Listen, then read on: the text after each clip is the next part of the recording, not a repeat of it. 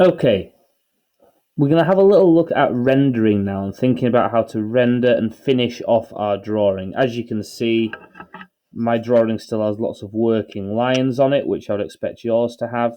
And they can stay on there potentially until the end now. I do sometimes think that leaving working lines on a finished drawing gives it a little bit extra aesthetic quality and really shows that you know what you're doing. When we come to rendering, I've chosen two colours here. They complement each other fairly well, a blue and a grey. I certainly wouldn't try and use any more than two or three colours on yours and potentially just stick to one. I really would stay away from black. Black will be too dark to render with well. And also when you come to fine lining, the fine line won't show up well because it will be the same colour as the black crayon that you use. So I'm going to leave the blue for the top shade. I'm going to do the rest in grey to kind of try and resemble an aluminium or a steel frame that potentially this will be made of. We'll talk about materials when we think about annotating later. Now, when we render a 3D image like this, either in isometric or in perspective, we need to think about where the sun or the light source is coming from. I'm going to think about the light source coming from the top left, which means that out of our three sides that are generally on show, the side on the left will be the lightest, the side on the right will be the darkest, and the side on the top will be a middle colour. Or a middle tone, should I say. So lightest, darkest, and in the middle. So when we come to render, we always want to render in the same way. Like you were taught in art, you always want to go the same way. I don't want any of this kind of action. So the lightest side is very easy. We're just adding a token gesture of color onto there. You probably might not even be able to see that on your recording, but it's a token bit of color onto there. For those of you that want to be a bit more advanced, the further away, so the further towards the vanishing point where your rendering is, can be darker, and the closer to the front can be lighter. So you can see that I'm a little bit darker here at the end, and I get a bit lighter towards the middle. The same can be here. Now on this side, we said it wanted to be the darkest side. So I'm going to press down harder because we want a really big contrast between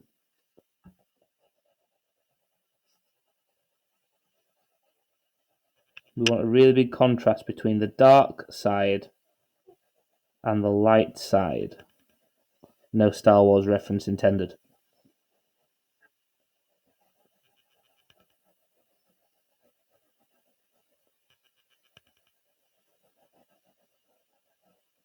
Okay, so we should see a difference now between the side that I have rendered the darkest, side that I've rendered the lightest, but also still thinking about the further towards the vanishing point I am, the darker it is, and the closer towards the middle, the lighter it is. So actually in the middle here, it joins up fairly the same. You don't have to do that, and it becomes more challenging when you get more complex shapes, but it just adds a little bit extra to it.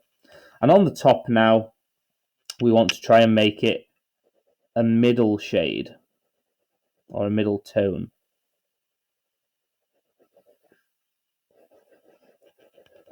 Don't worry if you go slightly over the lines here. You can always go over it again, or you can rub it out slightly. But we want to try and make this neat.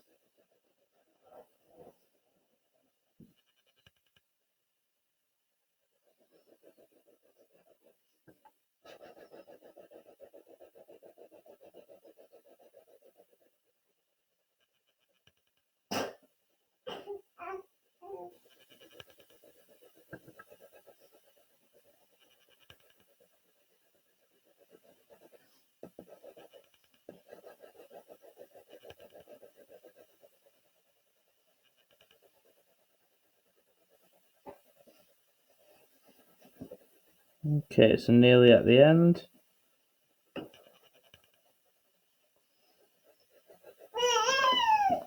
And again, there should be quite a big difference now between the dark side and the middle side. What I'm going to do around here, because there is another element here, is we can add a little bit of a darker tone around there, just to give it that emphasis of shadow.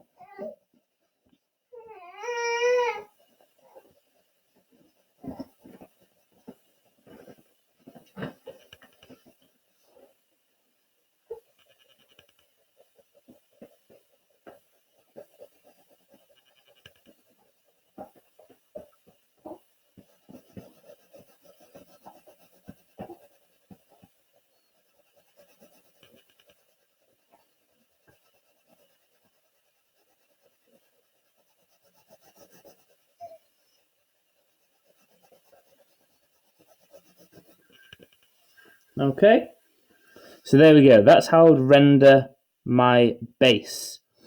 When I'm happy with the base, I'm not going to do the whole thing, so it'll take a long time. But when I'm happy with the rendering, I would fine line the edges. Now, to do a fine line, also use a ruler. The worst thing in the world is when you've made a really nice, neat two-point perspective drawing with a ruler, and then you don't use a ruler to fine line. So, starting with the fine line, do the lines on the bottom first. Oh, sorry, my fault. Do lines on the top first, because our ruler's going to work down, and we don't want to smudge the ink.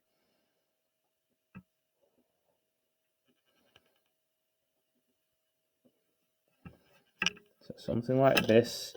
You're just going to have to be really, really neat and really careful now.